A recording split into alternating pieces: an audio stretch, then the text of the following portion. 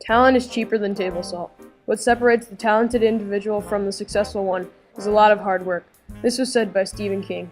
Before my defining moment, I was in middle school and doing the bare minimum to get a good grade. I would get good grades, but I was still worried about being able to do all the work in high school and if I could handle it. Even my grades started to slip a little. I was getting lazier with my work. I was a bird, constantly hitting a window. By this point, I knew I wasn't ready for high school. I needed something to get me to work hard again.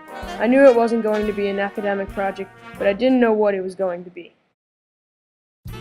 Almost on cue, I went to Adventure Club and was told that we were going on a winter camping trip where we would have to build our own primitive shelters and sleep in them overnight.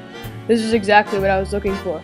I was so determined to do well on this that when I went to my grandpa's house, I went to the woods nearby and built a practice shelter with my cousin.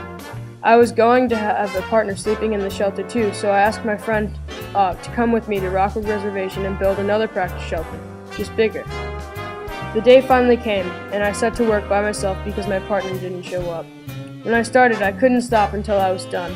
I was determined to get the shelter done and for it to be as high quality as possible. Some people worked on their shelter for 30 minutes, while I worked on mine for 5 hours before the whole thing was completed.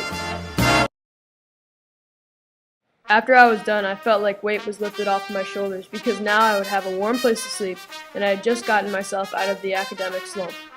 I had put forth my best effort, and I was able to transfer the work ethic I had on my shelter onto schoolwork.